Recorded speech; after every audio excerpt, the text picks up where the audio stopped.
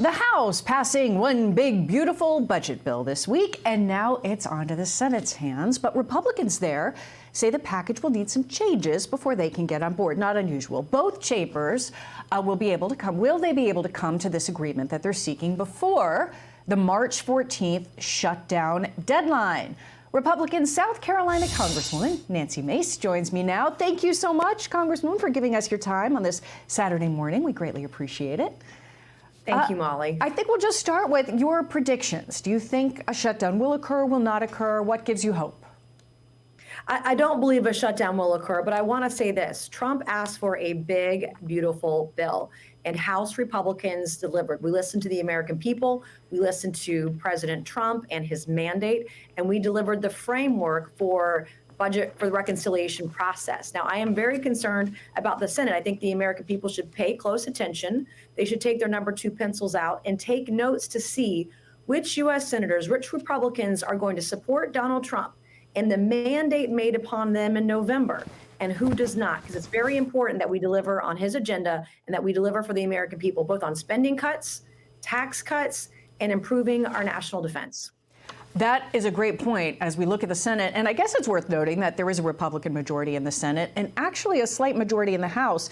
That's something Democrats keep pointing to as these negotiations go forward and say, hey, if anything goes wrong here and there is a shutdown, they want that blame on Republicans who are, in theory, though a small majority in the House, the majority. Your thoughts on what Democrats are trying to do there? Well, we're watching literally Democrats implode on the left. Any possible shutdown, they always blame on us, even though they are largely the reason our country, our economy and our spending is in such shambles. They are literally falling apart, having meltdowns in public in Congress over the idea that someone as brilliant and as smart as Elon Musk would help Donald Trump find waste, fraud, and abuse to the tune of, he's looking at finding almost $4 billion a day that we can trim from the federal government, from all this spending, the blank checks that the federal government is writing to leftist Looney Tune NGOs, the funding of terrorism, that U.S. taxpayer dollars. We have funded the Taliban. We have given money as recently as last year under the Biden administration to terrorists, to Hamas in Gaza. That's the kind of thing that's been going on, and it can't go on any longer. We're lifting the veil because of Donald Trump, because of Elon Musk, because of that kind of work, and they're just falling apart. I just get your popcorn out and watch. We're going to be more conservative. We're going to protect your taxpayer dollars than ever. And we're doing it because Donald Trump got elected, and he's working harder than any president in modern history. Yeah, it's fascinating to see some of the language that essentially they're trying to put into as far as limiting executive power as things go forward because of the DOJ effort that's been going on. As Speaker Johnson put it, they want to limit the power of the executive branch. They want us to stipulate in the appropriations bills for the first time in history that certain agencies in the executive branch would have to have a specific number of employees and all sorts of unreasonable, what he refers to as unconstitutional demands. Your thoughts on the way he puts it?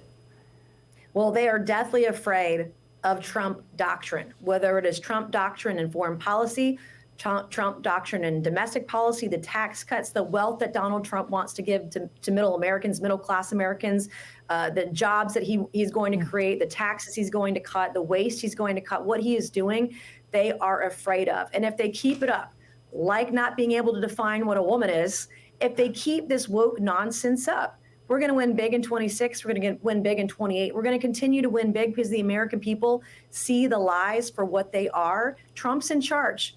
It is a new world order, and he's the strongest president we've had in history. He's going to continue to show that strength, and the world's going to be better off, more peaceful for it. And we're going to be wealthier, more educated, and more prosperous because of his leadership. Congresswoman, on the world order point, I want to switch gears quickly to Ukraine. Things got a little tense, perhaps that's an understatement, between President Trump and Ukrainian President Zelenskyy yesterday there at the White House. President Trump telling Zelenskyy that he was being disrespectful, that he needed to be more thankful, and frankly, that he doesn't hold any cards. Do you agree?